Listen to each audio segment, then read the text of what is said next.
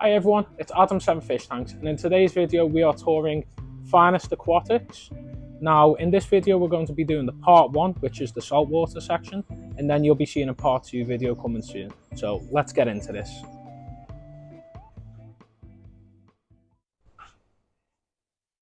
You alright, Hi, mate? mate. Good to see you again. Great Cheers, to see Adam. you. So I'm here today wanting to do a little tour of your shop, so you're going to take us about and show us some products and the fish that you've got in store today. Yeah, cool. Right here. Yes, you've just walked in. We've got a little bit of a tank showroom going on here. As you first walk in, all like your major brands, the Nios tanks are pretty nice there. So these are just done like dry scaped. We've got a wet display or two in the fish room. But out the front here, yeah, it's just sort of dry tanks, just so people can see what they're getting, have a little look in the cabinets. Obviously then you want to scape them with your rocks and sand. Again, all your sort of major brands and stuff. The Carib Sea Rock's pretty good. Got the DD stuff. Vendor machine, obviously. Got to keep those sugar levels up. Need some refreshment when you sort of fade in the afternoon. I'll be reading that later. Yeah. Brightwell, got like reef flowers, all your foods, Ocean Nutrition, Vitalis being the most popular. One of my favourite tanks, the D&D. Really nice tank, these, yeah, really well made. Zelements, Fauna Marin, got all the modern reef stuff, Situ Pump, Seachem. The list goes on really. And then down here, like Red Sea, Tropic Marin, got a little glass cabinet for some of your high-end stuff. Radions and that kind of thing. Fridge and freezer over here behind you with all your live foods and frozen foods. Phytoplankton, which I culture at home myself. Oh, great. It's a good coral food. Aquaprint stuff. It's looking a little bit light. There's a few gaps on here. Johnny's on holiday at the minute over in Thailand, but as soon as he's back, he'll be here and replenish that. So all little biomedia stands, frag racks and stuff that he started 3D printing at home. He's made quite a good business out of it now, yeah. Really cool selection. Doing really well. And then all like RO bits and stuff. We do our own RO units here, so we're pretty competitive on the price of all your RO fittings, if you need any of that. And yeah, that's about it for out here. Let's get on to the good stuff. Right, so talk us over this display tank that we've got here. Yeah, so it's a good size, this one, 6x3x3 pretty much. It's just done as a fish only. Maintenance is pretty easy, to be honest. Thought we'd just have some good sized fish in there. Did have sharks a while ago, but you know, they do get a bit big for most people's tanks, so we've gone with more sort of general sort of reef fish, or I mean the butterflies wouldn't be in a reef, but you know, like tangs and angels and that kind of stuff, something a bit more of achievable. I think I really do want to make this into a full reef tank with just some soft corals, maybe some easy LPS at some point. But yeah, you know, once the doors are open and the show is on, it's hard to find time sometimes to make these changes. But yeah, hopefully at some point we'll get some corals in there.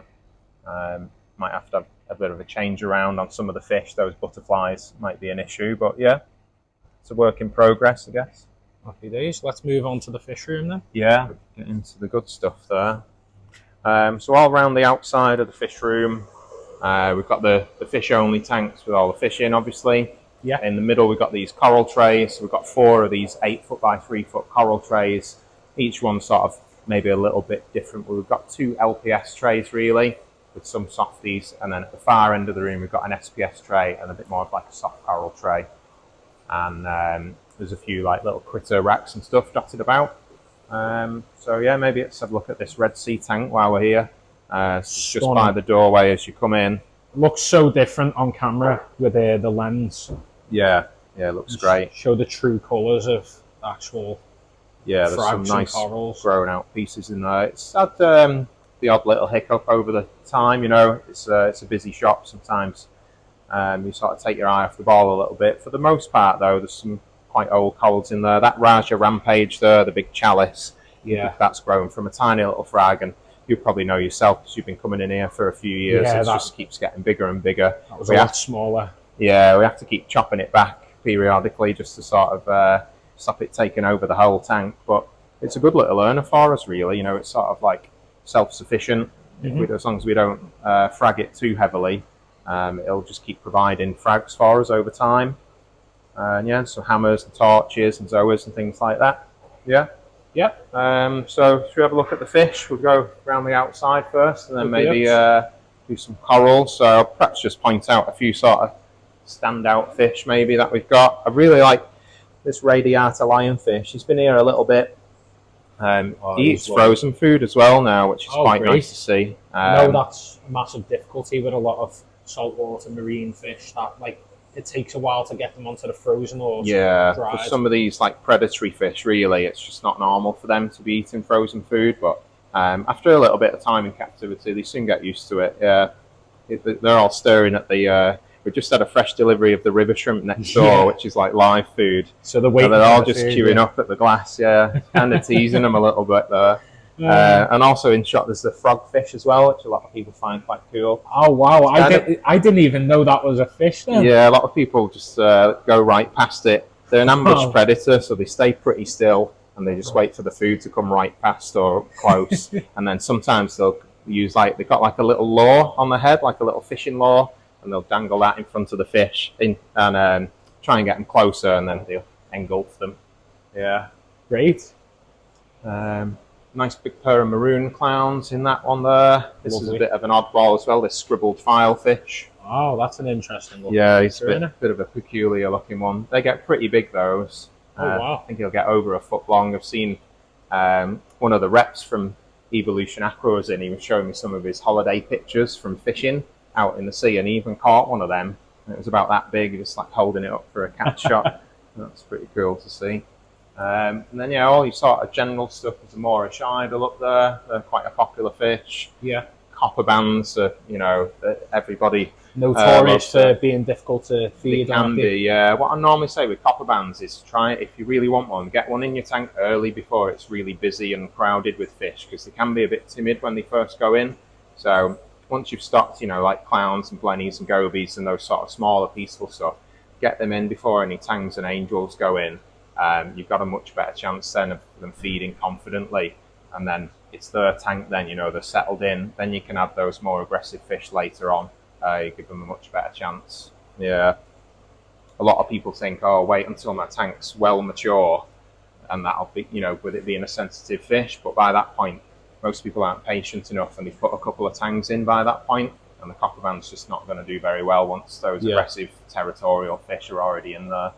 So a little tip for your followers. A little Tamini tang down the bottom there. And there's a little Fiji panda damsel. He's being a bit shy for the camera. Whether he'll come out. Yeah, so they're cool. Just damsels can be a bit aggressive. Yeah. So again, just watch the size of the tank you're putting that in, really. You need something of a decent size. We have had a little trip to the wholesaler yesterday, and Jeremy picked up this nice Labuti dwarf parrot. It's in the Ras family, yeah. Really cool colours on that one. This is also alien to me. I know the odd little bits here and there I've picked up over the years being in the hobby, but wow. What's this little creature here? It's a dot dash blenny, that. Wow. They tend to like having a little perch on the rock somewhere, always watching you. Just keeping an eye on things. Good little characters, really. Usually they'll snip out and grab a little bit of food and then dart back into the little hiding hole. So yeah, good little characters, blennies. Some bigger stuff up there. There's a nice regal tang and a Cortez angel. Yeah. Then round here, we've got seahorses. Probably the most sort of standout thing that we've got around this section. I'll pop a little bit of food in. You see this one's right at the front of the tank begging for food. And here comes the male as well there. And then in with them. Brine shrimp. Yeah, it's a bit of a mix, that. Some brine shrimp. I think there was a bit of mysis in there. And then these orange spotted filefish as well. They're quite a nice little oddball character. They're not 100% reef safe though, those filefish. So that's a bit of a snag for most people. In the wild, I think they feed on a lot of SPS polyps. They've got a tiny little mouth, and they live amongst all the acros and things, and they're just picking away at the coral, so not something you want in your tank. What kind of marine tanks do you like yourself? Like, do you prefer having like a coral set up and then set up rather than having it just bare with fish. Yeah, definitely. I think there's some really cool fish, but a fish-only tank for me, it just sort of doesn't really cut it. It's all about the corals, really. A few fish, obviously, some will do a job, eat a bit of algae, maybe turn the sand over and stuff, and obviously some are there just to look pretty. But yeah, I've got a couple of little nano tanks at home, but they're more about coral with just a couple of fish to keep the nutrients going. Yeah, the focus is really on the corals for me. That's what it's like for myself with the freshwater. Like obviously having the planted tanks out, I prefer having the plants out. I could not have a tank without plants these days. Definitely, yeah. So it's the same for I assume marine keepers too. Like you can't have your coral, you can't not have your corals. Yeah, you want the whole ecosystem sort of thing going on, don't you? Really? Yeah, yeah. But I mean, there's definitely some cool fish, you know, that you could have in, say, like a species tank. A little scooter blenny there. These little looks a little bit like a goby, yeah. Yeah, so they're sort of they get called blennies, but I think they are technically more in the sort of goby family. They're a type of dragonet, so similar to a mandarin, if you've heard of those. Pipefish too. Pipefish. What did he do? Did you say? Or? No, I was saying you got your pipefish. Oh, pipefish too. Sorry. I know that there's a bit of confusion with people saying that, like, you know, that they are like brackish / marine, aren't they? Right. I think there's some species. Yeah. I've seen like freshwater pipefish. I've been out of the freshwater game for a little bit myself, but I know the guys upstairs have had freshwater pipefish in. But I'm pretty sure these live out on the full reef, like full salinity. These ones, yeah. But there's no doubt a few species that go between, yeah. Little puffer there, little dog face. Always a little, a bit of a crowd pleaser kind of fish, those guys. Everybody loves to see them. Just got such a personality. Everyone loves the puffers. Yeah. Like in our shop, we've got Kevin the Maboo. Oh, yeah. There's kids that come after school to come and say hello to him. Just to see Kevin. Yeah. It's so personable, the puffers as well. Yeah, they're great, aren't they? Yeah.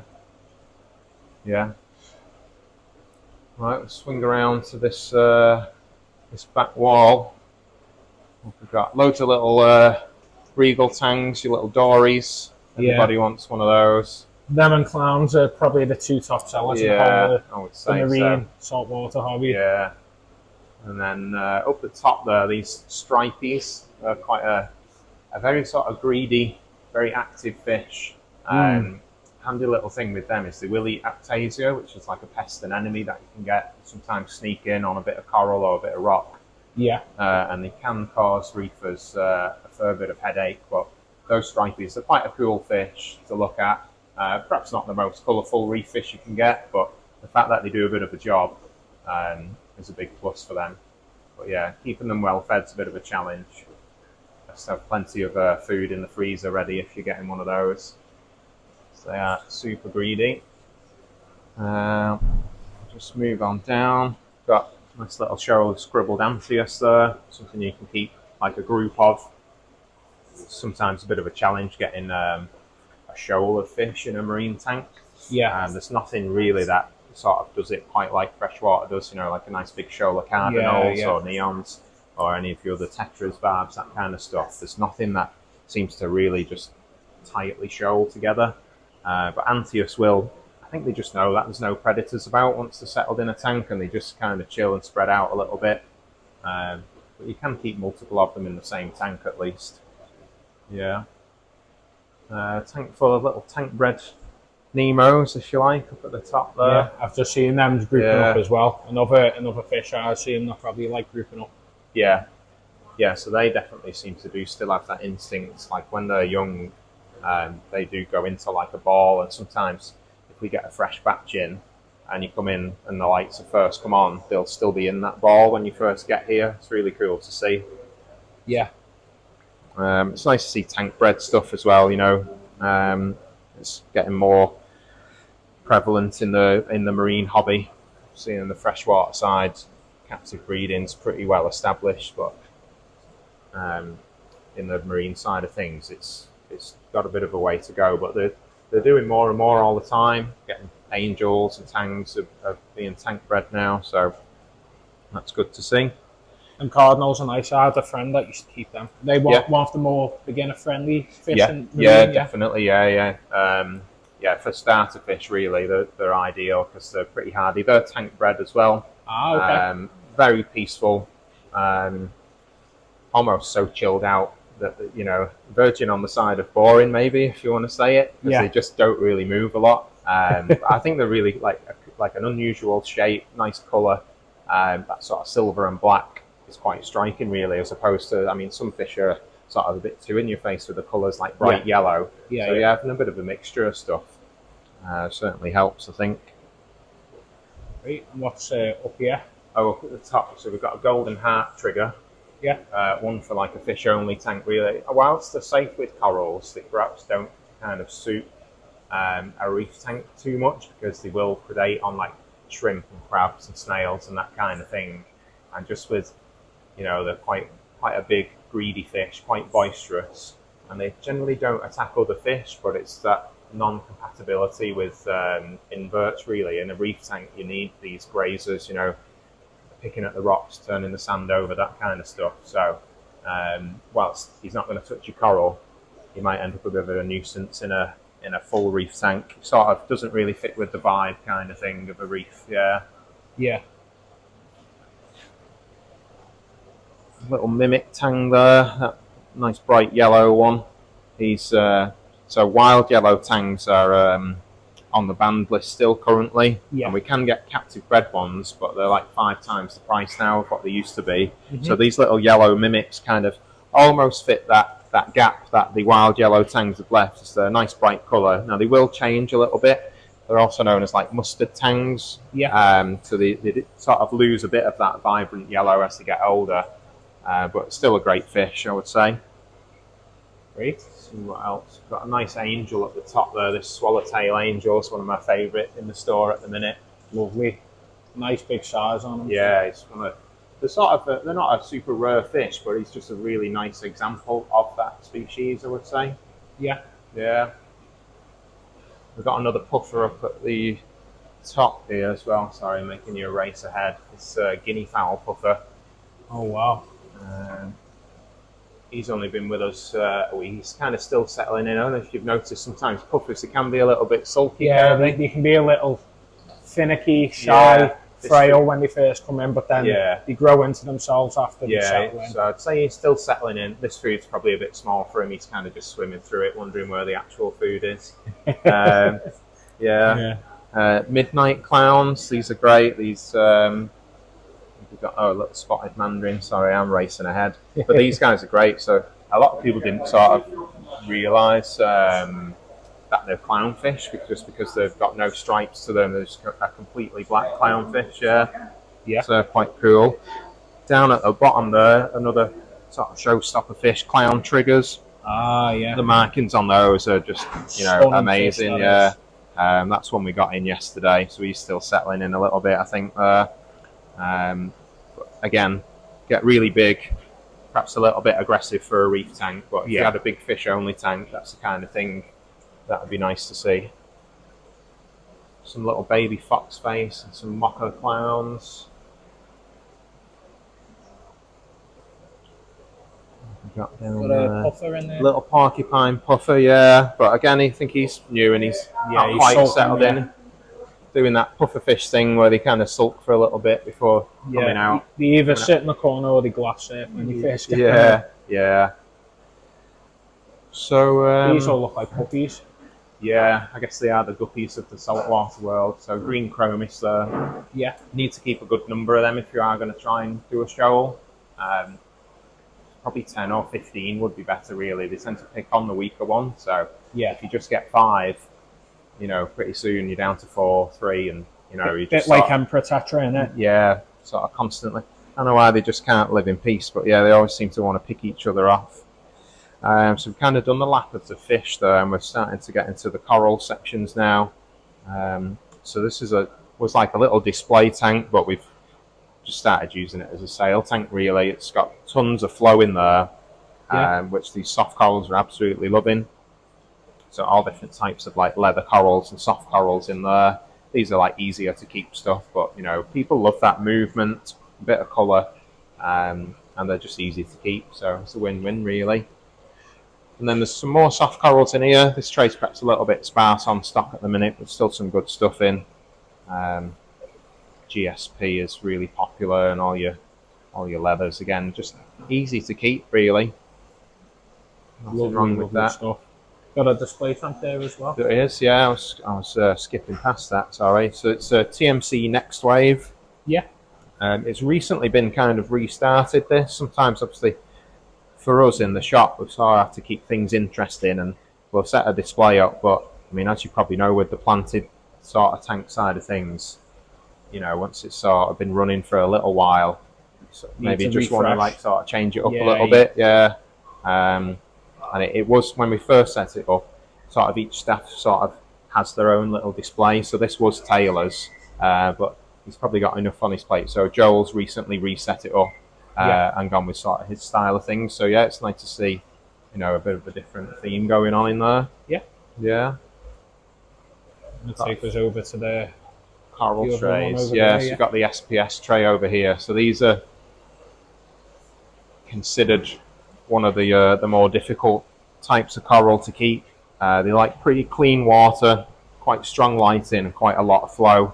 Mm-hmm. You know, and if you're not careful, and you know, if things aren't too stable, things can, you know, they're quite sensitive basically. I mean, there's the hardy ones amongst them, but in general, it's not for new hobbyists really. You want to make sure everything's quite stable before you sort of dip your toe into these. But the colours are amazing. Very rewarding if you can get it right, I would say, and they do grow pretty fast. So, yeah, not for the faint-hearted, shall we say? Yeah. That one keeps catching my eye. This sort of one with the nice bright red polyps and the green base. That's actually one of the easier ones to keep as well. That's Montipora. Like, this is completely alien to me. So yeah. How would you like describe corals to people who were like wanting to get into marine? Like, yeah. I mean, they are technically animals, yet they photosynthesize like a plant. And generally, I would say start with like soft corals or LPS, which is, we can move on to the LPS in a moment. But yeah, I mean, it's just like, obviously the plants make the fish feel a bit more at home in a freshwater tank, and in a marine, I think coral does the same thing. And you can try and replicate it if you just wanted a fish-only tank, and you can put some fake corals in, or even like plastic plants, gives them somewhere to hide. But I think like it's the most rewarding part of the hobby for me, really, is buying a little coral frag like this for like 20 quid. Yeah. And in 2 or 3 years' time, you've grown it into a big colony. Yeah. Yeah. So it's just all about keeping the water parameter stable. There's obviously more things to test for if you're going with a full reef tank as opposed to a fish-only tank, all your calcium levels and stuff like that. Things do have to be quite stable. But yeah, like I say, it's the most rewarding part for me is growing the corals, I would say. Yeah. You got some fish back here as well? Yeah, these tanks, I don't know if they're sort of well lit enough, but these are 8 foot long, near enough, these tanks. We sort of use this for like bigger fish. Yeah. Maybe things that are quite messy. There's a couple of eels down there, just hiding away in the pipes. I think we've got a leopard eel and a zebra eel. Yeah, you can see them poking out slightly. Yeah, they like sort of hiding. They don't want it sort of too bright, really. Again, the coral's safe, but because they're quite big and clumsy, the eels, they're perhaps not really well suited to a reef if you're going to make sure all your corals are stuck down pretty well, or you wake up every morning, they'll be all over the sand. And then we're at the other side of the display tank, so the other side of the counter, you sort of see a little bit more of it from this side, I guess. Yeah. These are ones you were describing as guppies again? Yeah, that's the green chromis, yeah. So we probably need to top them up. I think we had about 20 in there a few years ago, and at a quick glance, I think we've got maybe a dozen or so at the most, maybe a bit less, so perhaps time for some new blood in there. You got a nice nano section here? Yes, this is like a critter rack, really. That little angel there was on about tank bred stuff before. So that's a tank bred banded angel. The wild ones of those can be quite tricky to keep. Okay. I'm not sure what it is, if it's diet or just like where they live in the wild maybe, and it's just maybe just the reef tanks are a bit bright, or you know, a bit kind of sterile maybe for like their feeding habits and things. But because that's tank bred, obviously it's been raised probably on live food maybe for its early life, but they quickly wean them onto dry food pellets, so they're going to be a lot hardier, a lot easier to keep than a wild caught one for sure.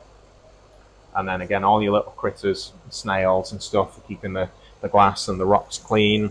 This is what would attract me about marine, all these little nano species, especially the shrimp as well.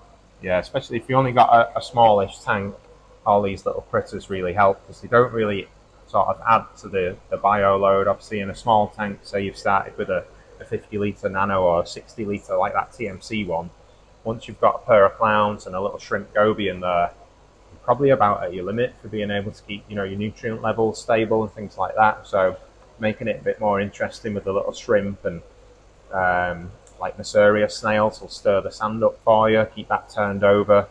Hermit crabs picking at algae on the rocks and things like that. Yeah, it makes it a lot more interesting. And then this is an odd looking thing here. Oh yeah, sea apple. So it's a type of cucumber. It's a filter feeder. So those little sort of feathery bits sticking out at the top, that's where it catches its food with. So it's feeding off like plankton that's drifting through on the current, and then it'll pull those in and sort of digest those. Yeah, a bit peculiar. There's a few different shrimp and things. Now we would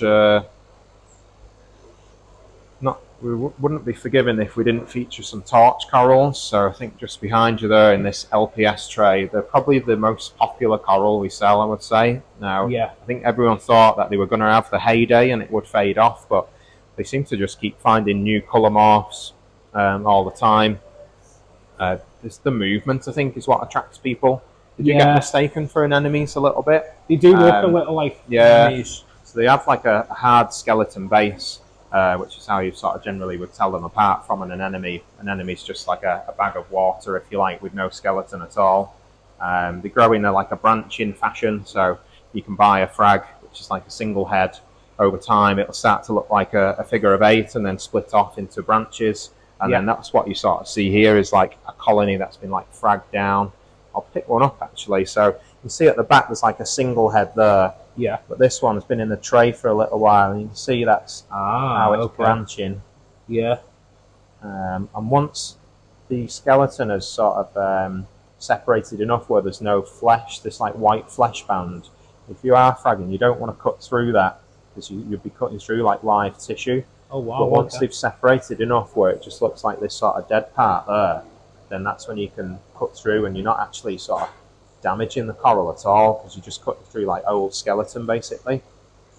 So that's sort of a big part of for us is you know, a lot of people, if you're looking at, you know, over £100 a head or nearly £200 a head, if you had a colony of that, it's a bit much and maybe a bit too much of a risk for that people want to take. But a single head is, you know, a bit more affordable, and people get that satisfaction then, like they bought a single head, you know, and a year down the line it's 3, 4, 5, 6 heads. They could start fragging it themselves at home, maybe swap it with a mate, or bring it into the shop for a bit of store credit, buy something else, do the same again. So I think it's a good part of the hobby. That obviously it builds a bit of a community because you're interacting with other reef keepers. Exactly. Some shops will even have like frag meets. So Kraken Corals, which is like our sister store over towards Blackburn, once a year or maybe twice a year, they'll have like their little frag meet, a little event where they just invite everybody into the shop. They'll turn up with little pots of their own frags, and they just float them in the coral tray. Everyone has a brew and that and a chat, and they sort out swapping some corals between each other. Basically like a pick and mix in a sweet shop. A bit of bartering going on, no doubt. And things. And then people just, you know, like I say, it's just building the community. You know, they're getting advice. Obviously, there's shops out there which will give you advice. But I think if you hear it from another reefer who's like lived it, I mean, not that we're not reefers, but you're never sure if somebody in a shop's just trying to sell you something. You know, so it just sort of reinforces that a little bit, you know. Move into the middle part of it. So start off here with sort of more torch corals again, and then a few sort of different LPS. So these two trays here are predominantly LPS, I would say. So these are like moderate difficulty in general. Soft corals being the easiest, LPS moderate, and SPS being a bit more difficult. Loosely saying, there's some exceptions to those rules, but for the most part. And then in these little trays that you're just seeing, these are little like rock flower anemones. These are from the Caribbean. They're one of the smallest anemone species, I'll say. They're like the pest varieties, like I mentioned before, but really cool colours on these. Fairly easy to keep as well. Yeah. And then loads. Some frags, some colonies. Yeah. Just a good variety. These gonnies. So alien-like, isn't it? Like the different morphs and the shapes and the colours. Yeah, it's crazy, the fact that they're all alive as well. It's not just like some kind of sea plant. Yeah. What would you say, like, the differences between someone who keeps like macroalgae compared to like corals and stuff like that? Like, what would you say the level of difficulty is? Yeah, so planted marine tanks are sort of gaining a bit of popularity. I know there's a Facebook group for that if people want to get involved in that. It's not something I've done a huge amount of. I did have a seahorse tank years ago where I just had some like simple calopa in there. Getting hold of that stuff's tricky now because we're out of the EU and that you need a CITES permit for each macroalgae. So a lot of importers aren't really bringing it in. Now you might get some that sneaks in on the base of a coral and people will grow that out. And that's where sort of interacting with like other reefers comes in as well. So you can, you know, if somebody has a macroalgae tank, they'd be willing to trade, you know, with each other, that kind of thing. Or I think there is some eBay shops that kind of like specialise in that. Yeah, but like I say, not a lot of importers aren't really bringing much in. But I think that'll come with its own difficulties. But probably somebody who's got more of a planted tank background would do well with a macroalgae tank. Probably going to be pumping loads of phosphate in there and stuff like that. Whereas in a reef tank, you're generally trying to keep them low, not zero, because you can run into different problems if you bottom out the nutrients. But yeah, don't think you'll have that issue. Maybe just feed really heavily, and yeah, you're probably going to be dosing much the same nutrients as you probably would with a freshwater planted. Things like iron, manganese, that kind of stuff, and nitrate and phosphate will play a big role, I would say. And the fish that you would have in a reef tank, generally you're looking for herbivores. You know, you're putting strong lighting over a tank for the corals, so you're going to get some algae, and you use some fish to keep control of that. In a macroalgae tank, you're probably going to have things like maybe seahorses, pipefish, like those little scooter blennies, mandarins, that kind of stuff, like we mentioned before. Yeah, so you'd have your certainly a different vibe in a macroalgae tank than a reef tank. Yeah. Great. And like you were saying yourself that like you've kept like marine for like quite some time now. How long is that? I think it's about 19 years I've been in the hobby. So started at a Maidenhead a long time ago. Bold Heath, I know you've done a shop tour there. So yeah, that was where I started sort of working in the hobby. I'd had freshwater fish and some cold water stuff for a little bit before I started working there. But once I started there and seen the marine section, started chatting to the staff and like really punishing them for information. Quickly, I think within a year of starting at Maidenhead, I had a saltwater tank, which is like a Red Sea Max, where it sort of comes plug and play, if you like, a nice sort of beginner's tank. And just sort of gone from there, really. Still learning every day, even 19 years, 20 years in nearly. You know, there's just so much to learn, Keeps you interested for sure. Great rabbit hole to go down. Yeah, oh, definitely, A lot of late nights on Ultimate Reef Forum, and, you know, I think Facebook was really such a big thing back then, but yeah, even reading books, showing my age a little bit here, Adam. Yeah. Right, so let's move on to here. So yes, this is live rock, so it sounds a bit weird, doesn't it, live rock, but it's basically the bacteria and all the little sponges and algae and things that are living on it just help to sort of seed a new tank and just create a bit more of that biome, you know, different bacteria and things, and get a bit more of that sort of ecosystem going on. You can just buy dry rock and do a scape like that, and then over time, as you add corals, they'll have bits of coralline algae and things like that on the base, and that'll sort of seed the tank and help it mature. But live rock is a bit more of like a kickstart, just to help mature a tank a little bit better. And you get some cool shapes as well. In the man-made stuff, it can be a bit of repetition, you know. Yeah. If everybody just used, you know, the same rock, every tank would look the same, bar the rock's been in a different place. But live rock, because it is like dead coral essentially, that's been sort of compacted over time. It's every piece is unique, really. Yeah. Got a few critters in this little critter rack. Fire shrimp, some hermits. There's a bit of macroalgae down there. The name escapes me of that one at the minute, but there is some really cool macroalgae. Yeah. I think maybe a planted reef tank at some point is definitely needs to be done.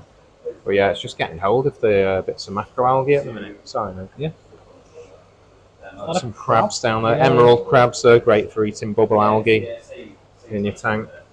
There's some copepods. Yeah, it's got like little like mysid shrimp base, like a little live food, because there's not a lot of fish in these to predate on those. We get these to breed. Yeah, they just sort of populate. They just live, you know, in the little nooks and crannies in the rock and stuff, and without any predators, they're just living the life in there, just feeding on bits of detritus and things like that. Yeah. At least you know you won't run out of live food. Yeah, we can put mandarins in here, fatten them up a little bit. Yeah. Yeah. We've got another LPS tray. There's perhaps some bigger ones over there. This is like a little frag section. So these would all be like really good starter corals. These zoanthids, really popular. Yeah. But they look really, really bright with that orange lens on. Yeah. What would you say is the best starting point in terms of like price for like a marine tank? Like if you're setting up like a nano beginner marine setup, like what would you go for? Yeah. So if we use that TMC Next Wave, the one that we was looking at before, I think they're about $329. And you get the light and the pump. The filter's kind of built in the back of that one. So once you put a bit of rock and the other little bits of equipment that you need, you're probably looking about 500 quid or so to set that tank up. Okay. Obviously, you would be limited on the number of fish, like I said before, per clowns, little goby, that kind of stuff. But you know, once you start getting into the corals, the little frags and things like that, that's where it does get really interesting for me. I think if it is your first tank, it's understandable that people don't want to invest too much. You know, they're maybe not sure if marine's for them, don't know if they want to sort of commit. But a bigger tank is a lot easier to keep stable, that bigger volume. I always say that to any fish keeper, the bigger the tank, the better. Because like everyone leans towards a nano tank, don't they? But then after a couple of weeks, you're like, oh, I've got too many fish in here, time to upgrade. Should have just started with the bigger one initially. Yeah. So, you know, say that D&D tank that we mentioned before, to kit that out properly, you are looking a couple of grand. You know, you could go crazy. You could spend 4 or 5 grand on a 4-foot, 3 or 4 foot tank quite easily if you went for the high-end equipment, all the stuff that connects to your phone, and you get like automation and things like that. But yeah, for about sort of 2.5, I would say you could kit that 3-foot reef tank out pretty nice with some decent lighting, scape it all up and have it up and running for about that kind of figure. We do Clowner as well, little plug, you know, to split the cost. So up to 12 months, you can. It doesn't cost you any extra. You're just splitting that payment into 12 ones. Yeah, so anything over £500, you can use Klarna, which helps people get into the hobby. You know, 2.5 to 3K, all going out in one go. It's a bit much, isn't it? Yeah, especially in this day and age. Yeah, but it's like I say, if you've got the space, you know, and you're willing to commit, I think you will have a lot more success. And like you said, if you get a nano tank within a couple of months, not that you'd be bored, but there's only sort of so much you can do with it. And anything you've bought for that little tank, like a wave maker or a light or things like that, they're not going to be probably suitable for the bigger tank when you upgrade. So just dive in 2 feet first, I would say. That would be my advice. Yeah, just go for it. Great. Well, let's check the final. Yeah, this last coral tray. We've got a few bags floating in there. These customers have been making a few purchases, some LPS corals from the looks of it. So these, if you'd sort of set your tank up and you'd had a few soft corals and they were doing fine, hammers are generally what I sort of recommend people moving on to, because they're an LPS, so moderate difficulty, but they are one of the easier ones to keep. And for the most part, there's sort of like 5 main parameters. So you've got your elements like KH, calcium, magnesium, and then nitrate and phosphate, and then salinity, I guess, so technically 6. And you don't have to do every single one of them every week, but if you're keeping your KH steady, calcium, you can get dosing solutions in like a 2-part. So, you know, if you're using 10 mil of one, it's probably going to need 10 mil of the other. You can get a dosing pump. In fact, while we're here, I'll quickly just pop this cabinet open. So on this tank, because the consumption rate is so quick, we can't be going back into the tank every hour to add 2 mil of this and 1 mil of that. Yeah. So this dosing unit, you connect it to the bottles, the little like peristaltic pump in there spins around, and it just trickles in. So I think this tank is getting like 24 mil of the alkalinity a day, for example. So every hour, it's just trickling little bits in, and that keeps it steady. So we still have to test. There is automated testing for stuff, but you've got to invest probably a couple of grand to get that. Things like your Neptune Trident and stuff. Yeah. Which you've got the base units and the different modules and things. It's maybe about £1,400, something like that, for the base unit and the Trident. But that's what it's all about, really. There's not really any secret sauce or anything. It's just about testing and dosing and keeping it steady, really. But yeah, once you get hard corals in there, that consumption rate of your alkalinity and calcium increases quite a lot. And as they grow, consumption's going to increase as well. So soft corals don't really use it up as fast, so you can sort of get away with maybe just weekly water changes and testing once a week. Yeah. But if you get a lot of hard corals in the tank, you're going to have to keep on top of that testing, because that consumption rate is going to keep going up, and you've got to keep on top of it, because if you take your eye off the ball and it drops too low, you might start losing some of the corals. So yeah, that's what it's all about, really. There's no shortcut for testing. No. We can help you out, you know, in the initial stages while you're sort of working out all the different bits of water chemistry and what you should be checking for and what to expect. But really, it is something that we encourage people. You're going to have to do it at home, like once a week or so.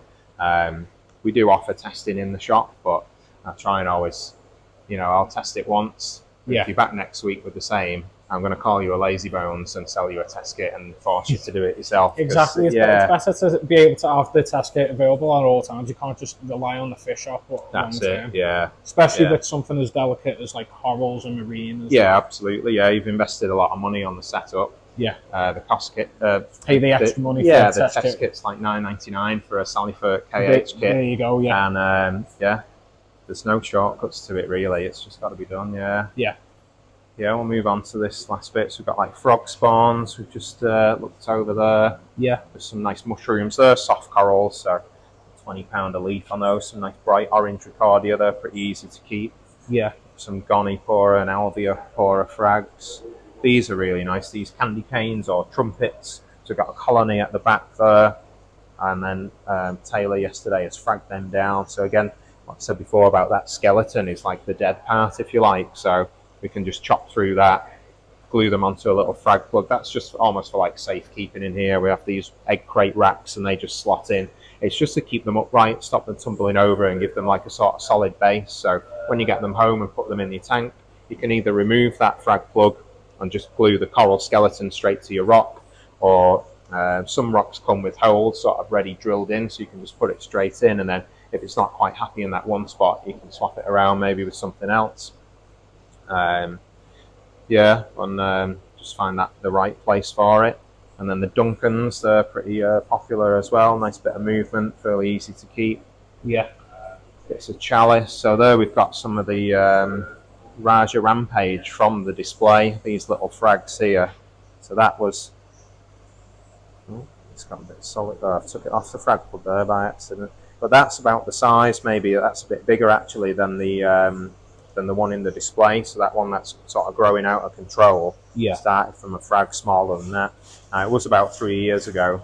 And it's took over that much. Yeah. Crazy. I'll have to glue that back onto there in a moment. Yeah, and then even that is like a bigger piece there as well. That was fragged a little while ago. So it sort of grows like a plate. Yeah. Just picking that up on the camera there. Yeah. So it is quite a fast growing coral. it's come down in price a little bit as well. That's good. Yeah, Especially for something that beautiful. yeah. And I think the last thing probably need to mention is these are quite popular at the moment. So just on the other side of this tray, Yeah. it's our little sort of high-end mushroom section. Yeah.